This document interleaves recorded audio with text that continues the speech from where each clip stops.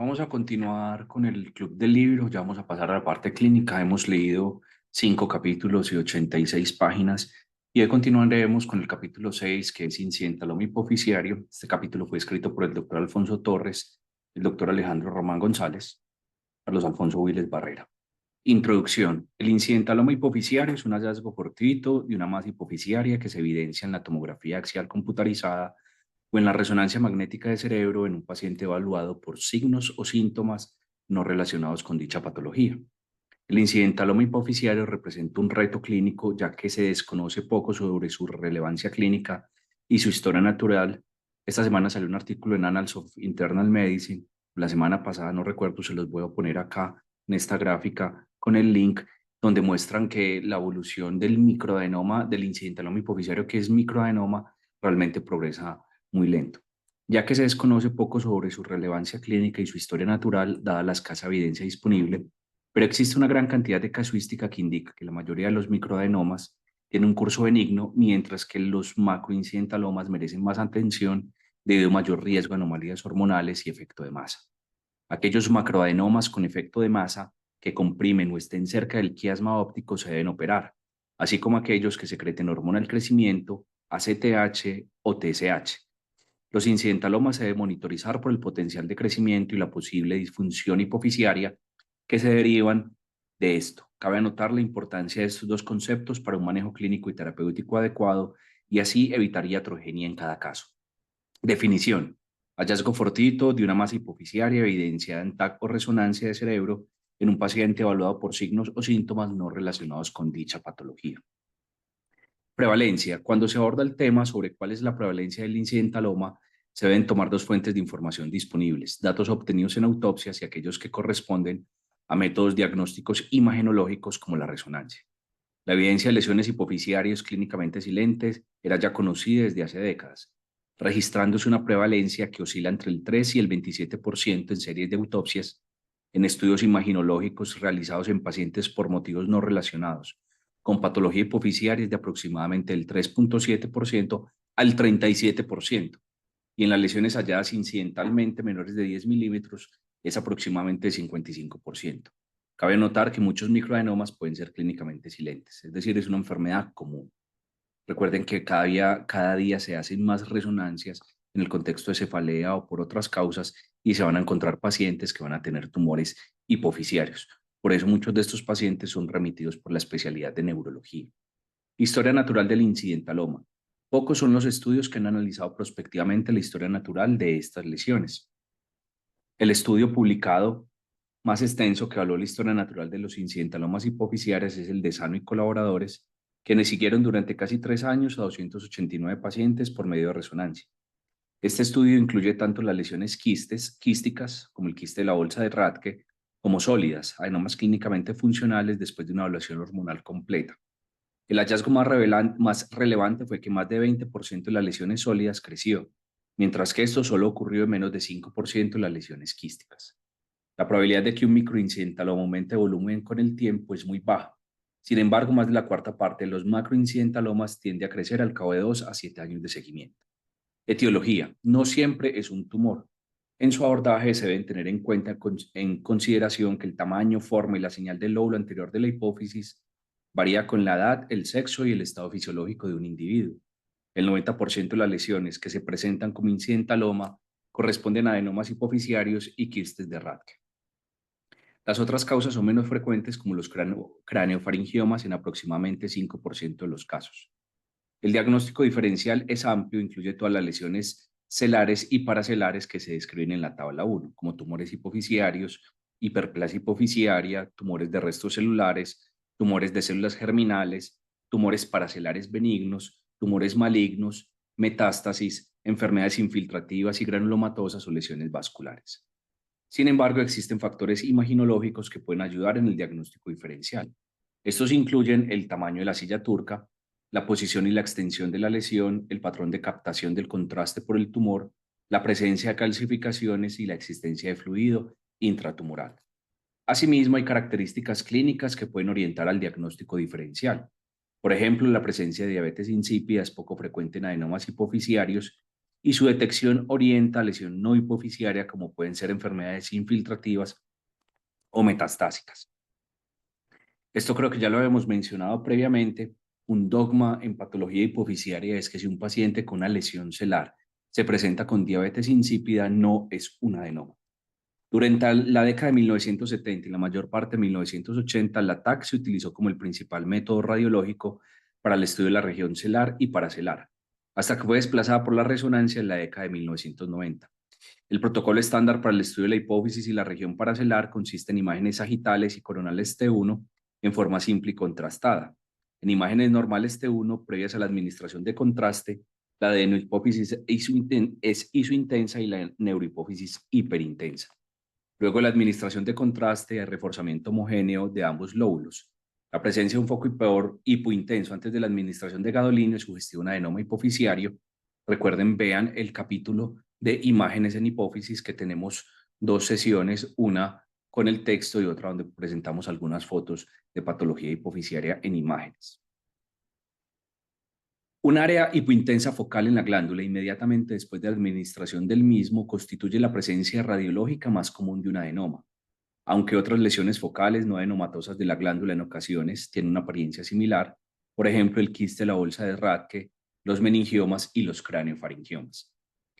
Se deben considerar otros datos como la pérdida de la convexidad superior de la glándula por abombamiento y la desviación del tallo, ya que indirectamente sugieren la presencia de un tumor hipofisiario.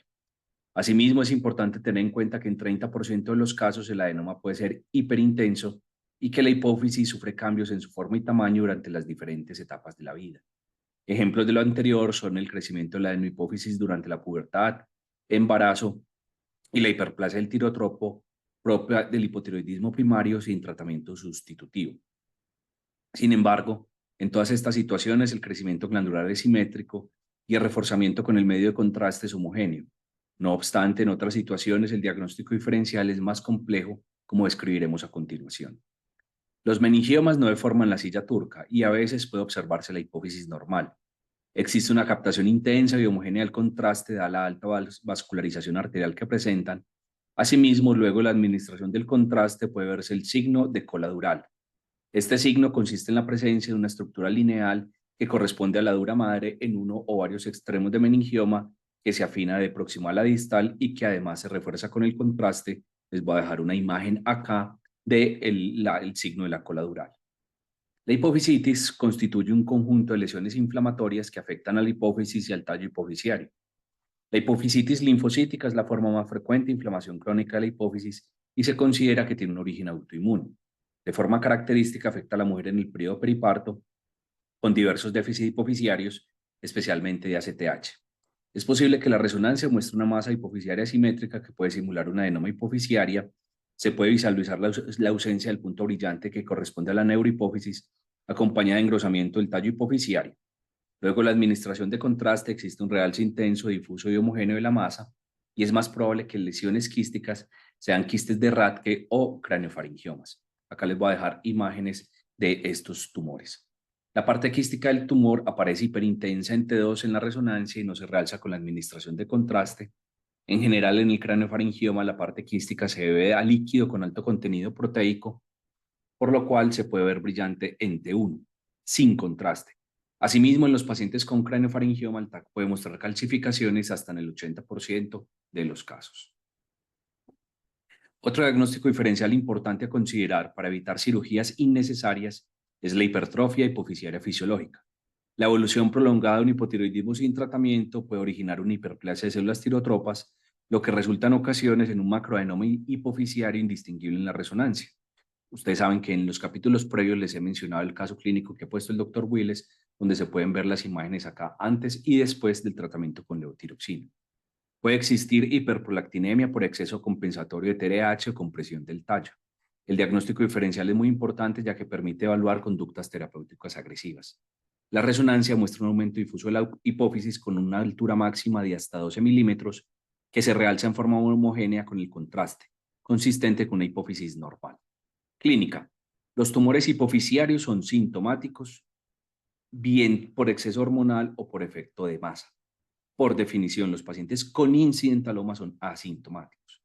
El motivo más frecuente por el cual se solicitan imágenes es la cefalea, 30%, traumatismo de cráneo, 15%, sinusitis, 13%, accidente cerebrovascular, 6.5%, y otros trastornos amnésicos, alteraciones de la marcha y síndrome confusional. Sin embargo, una historia clínica detallada en algunos casos puede poner de manifiesto síntomas sugerentes de disfunción hormonal o una enfermedad preclínica, que nos orientan sobre los pasos que debe seguir en el seguimiento hormonal posterior. Asimismo, en los pocos pacientes que se encuentra un macroincidentaloma, la anamnesis dirigida puede poner de manifiesto síntomas neurológicos o de disfunción hormonal que habían pasado inadvertidos para el paciente. Evaluación y manejo. Las dos preguntas que hay que realizarse son: ¿es hormonalmente activo? ¿Causa efecto de masa? En los adenomas que son hormonalmente inactivos y no causan efecto de masa, se puede mantener una conducta expectante. Si son prolactinomas, se tratarían con agonistas dopaminérgicos. En los otros adenomas funcionantes o que causen efecto de masa, el manejo será quirúrgico. El riesgo de futuro crecimiento tumoral o de apoplejía hipofisiaria es mayor cuando los tumores son macroadenomas en el momento del diagnóstico. La mayoría de los microadenomas no se convierten en macroadenomas. Se realizaron 11 estudios, revisión sistemática y metaanálisis durante un seguimiento de 3 a 15 años. En los macroincidentalomas hubo un crecimiento de 12.5 por cada 100 incidentalomas, mientras que en las lesiones sólidas fue de 5.7 comparado con microincidentalomas, y lesiones quísticas fue del 0.05%. El desarrollo de apoplejía hipofisiaria fue muy escaso. La incidencia total de una nueva disfunción endocrina fue 2.4 por 1000 incidentalomas. Podemos concluir que a pesar de la alta prevalencia de los incidentalomas, la evidencia de historia natural de estas entidades es escasa y de baja calidad. Evaluación inicial del paciente con incidentaloma hipofisiario. Realizar historia clínica, examen físico completo, descartar hipopituitarismo y hipersecreción hormonal. Esto implica que se piden todas las hormonas. En pacientes con incidentaloma hipofisiario cercano al quiasma óptico es importante recomendar un examen del campo visual. Pacientes que no tengan indicación quirúrgica se recomienda la siguiente monitorización. Resonancia a los 6 meses de la imagen inicial en pacientes portadores de microincidentaloma. Se plantea realizar una nueva resonancia en un año, ya que su tasa de crecimiento es baja. La guía propone que en pacientes con macroincidentalomas se debe repetir la resonancia a los 6 meses. Si no existe crecimiento tumoral, repetir anualmente durante 3 años y luego con menos frecuencia. Es importante señalar que el hipopituitarismo en general aparece cuando crece la masa. Evaluación bioquímica. Se realizarán determinaciones basales de todas las hormonas hipofisiarias y periféricas: TH, IGF-1, FSH, LH, testosterona en varones, o estradiol en mujeres, prolactina, CTH, cortisol en orina 24 horas y cortisol, TSH y T4 libre. Si la clínica o las determinaciones hormonales basales sugieren la existencia de adenomas hipofisiarios funcionales, como una acromegalia, un Cushing, una hiperprolactinemia, el estudio deberá completarse con pruebas dinámicas acorde a la patología. Asimismo, se puede indicar la determinación de subunidad alfa en sospecha de gonadotropinas. En caso de clínica o determinaciones basales sugerentes del hipopituitarismo, también puede ser necesario confirmar el déficit con pruebas dinámicas. Algunos autores plantean evaluar la función hipofisiaria solo si aparecen síntomas de hipopituitarismo o existe crecimiento del tumor. Y acá tenemos la figura 1 de incidentaloma hipofisiario, que se las voy a poner acá en el recuadro, en esta imagen o en este recuadro del video. Y tenemos un caso clínico. También tenemos, antes del caso clínico, la figura 2. La figura 2 es la evaluación de la función hipofisiaria en hiperfuncionante o clínicamente no funcionante. También se las voy a poner acá en este recuadro. Caso clínico: paciente masculino con leucemia de células plasmáticas. Este es uno de los pacientes del hospital. Se realizó un TAC de cráneo por cefalea. Se aprecia incidentalmente un macroadenoma de 17 por 16 milímetros. La resonancia magnética en las figuras 3B y C, las voy a poner las imágenes también en este lado del video, mostró una masa celular con extensión supracelular que aplana el quiasma óptico. Y recuerden, las personas que la están leyendo en el podcast, que si quieren ver las figuras o las imágenes, por favor, se acerquen a YouTube para que puedan apreciar las imágenes. Obviamente en el podcast posiblemente uno está en el metro, en el carro, en Transmilenio, en alguna parte estudiando, pero pueden ver cuando tengan un tiempito las imágenes en el video. Esta masa mide 19 milímetros cráneo caudal por 17 milímetros AP por 17 milímetros transverso. Hay un engrosamiento de 8.7 milímetros nodular en el seno cavernoso derecho. El perfil hormonal en ese momento era testosterona 74 nanogramos por decilitro, se repitió y fue 37, LH 0,47, FSH 11,9, prolactina 28,6 y 21,3, TSH 7,95, T4 libre 0,47, IGF 1,96, GH 0,02, ACTH 14, cortisol basal 13,2. Luego el estímulo con cosintropina 1 miligramos por decilitro fue de 14 a los 30 minutos y de 6,1 microgramos por decilitro a la hora. El paciente decidió llevarse a cirugía dado que había discreto compromiso del quiasma óptico, compromiso funcional hormonal, dado que tenía hipogonadismo, hipotiroidismo central y deficiencia de hormona de crecimiento y también una falla adrenal central. Y se desconocía la etiología de la masa, con un diagnóstico diferencial que incluía infiltración leucémica. La patología confirmó un adenoma hipofisiario grado 1 de la Organización Mundial de la Salud con inmunohistoquímica CTH negativo, GH negativo, prolactina LH positivo y TSH negativo, que confirma un gonadotropoma. Luego de la cirugía, el paciente presentó una diabetes insípida que se resolvió. Actualmente está en reemplazo hormonal con testosterona en gel, levotiroxina e hidrocortisona AM y PM. El último control hormonal, 6 meses después de la cirugía, fue una CTH menor de 5 con un cortisol de 9, una T4 libre en 1,10, una LH menor de 0,7 con una testosterona en 354 recibiendo tratamiento, una prolactina en 21, una IGF-1 en 110 con una hormona de crecimiento en 0,03. Conclusión, el hallazgo de estas lesiones incidentales es cada vez más frecuente debido a la creciente utilización de imágenes diagnósticas y a los avances tecnológicos como el TAC y la resonancia, como se muestra en el caso clínico. Es importante resaltar que estos métodos ayudan a orientar la evaluación y las decisiones terapéuticas, dados los diversos diagnósticos diferenciales que existen. Los incidentalomas se deben evaluar para descartar hipersecreción hormonal, hipopituitarismo o presencia de masa, aunque estén asintomáticos. Pocos son los estudios que han analizado prospectivamente la historia natural de estas lesiones.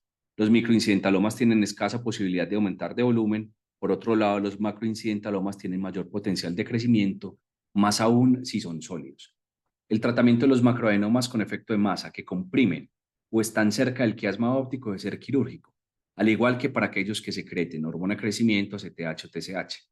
El seguimiento de los incidentalomas debe ser continuo por su potencial de crecimiento y por la presencia de disfunción hipofisiaria. La mayor parte de los incidentalomas corresponden a microadenomas y microquistes hipofisiarios y menos frecuente aparecen los macroadenomas y otras lesiones celares y paracelares. La mayor parte de los incidentalomas corresponden a microadenomas y microquistes hipofisiarios y menos frecuente aparecen los macroadenomas y otras lesiones celares y paracelares. La mayoría de los incidentalomas no cumple con los criterios para una cirugía. Su manejo consiste en un seguimiento estricto mediante la resonancia, evaluación clínica y bioquímica. Por otro lado, los macroincidentalomas requieren un seguimiento inicial más estrecho e interdisciplinario. Con esto terminamos el capítulo 6 y posteriormente vamos a seguir con el capítulo de adenomas hipofisiarios no funcionantes. Les voy a dejar acá la lista de reproducción del tratado de hipófisis para que por favor, y les agradezco si se pueden suscribir al canal y también al podcast. Les deseo una feliz tarde.